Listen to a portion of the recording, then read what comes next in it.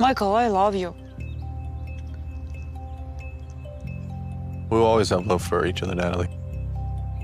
I feel like I was very legendary for him. I was legendary woman for Mike because he never met anyone like me.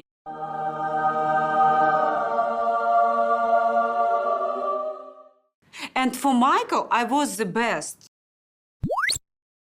Awesome! Since the very first episode of The Single Life, all of us watched expecting to see Mike and Natalie together again. Mostly because they teased us with this preview, but also because the filming of this season overlapped with the attack on Ukraine. But we didn't understand why we saw them together at Mike's house, or if they were really back together. But most of those questions were finally answered in episode 8. It's been 2 weeks since Russia attack. And thanks God, I was able to help my mom to escape.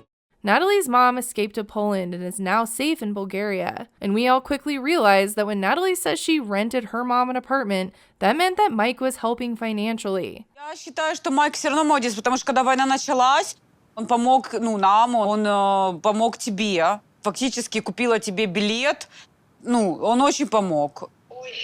I really don't think that Natalie filming for the show and her part-time modeling could support her and her mom. I actually don't understand how single Natalie gets by in Florida without a full-time job. Mike has to have been supporting her in some way, and now even with their breakup drama, he has come to rescue her mom.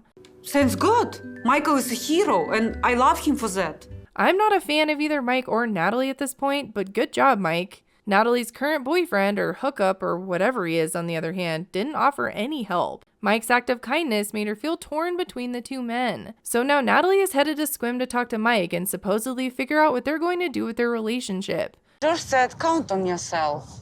People in my country die and losing houses.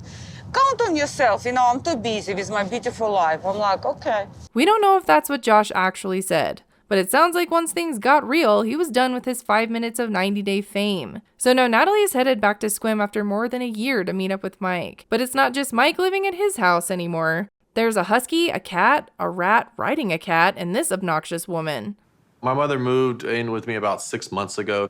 It's good to have her around and keep an eye on things, and it's just good to have someone to socialize with at night and stuff. It's been a while, Trish. I don't think we've seen her since Hookergate. I did not call you a hooker. Honestly, I swear I heard it. It's just another one of your lies, Natalie.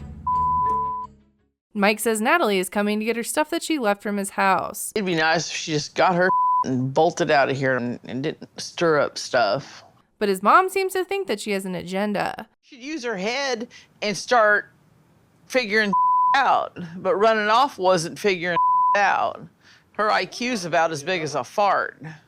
If there's one thing we've learned about Natalie, is that she usually can't contain her crazy. And with Mike's mom here, there's no way that this is a peaceful, non-crazy visit. Who to say? Someone says something and it sparks up something up. I mean, it's, yeah, it's a possibility. But I don't want my heart to get broken again. Natalie makes it to Sequim and gets a call from Josh, who knows that she's there. So I'm really interested to see how this is going to go. I mean, to, I guess, have a follow-up conversation and see how it went.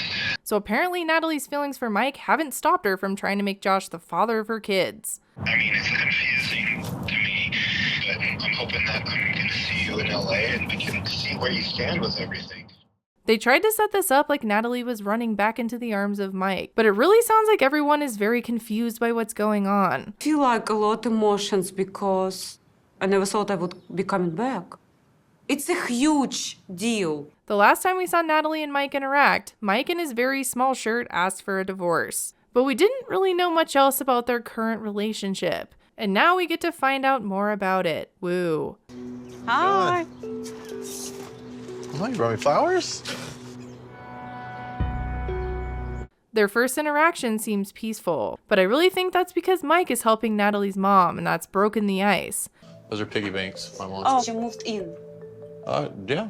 How does she feel? She likes it here. It's definitely a change for her, you know? But it won't help her get along with Mike's mom, who she didn't know was living with him. Also, why did I think that this whole experience she had with Josh would humble her? I feel like I was very legendary for him. I was legendary woman for Michael because he never met anyone like me, and I don't think he will ever. So legendary is in what? Like the most unhinged person he's been with? And for Michael, I was the best. She thinks that he can't do better than her, but Josh can do better than her. So is that why she keeps going back to Josh and his rented cars? I would hope she knows how much she hurt me, you know?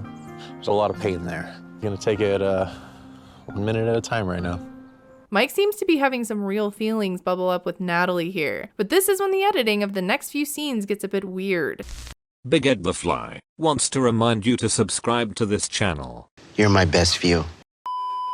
Honestly, when you told me that you're gonna divorce me, it hurt a lot. You break my heart. I cried like crazy. And we didn't talk after.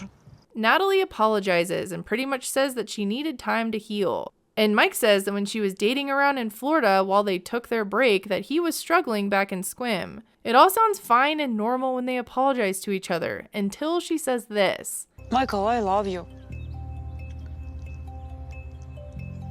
We will always have love for each other, Natalie.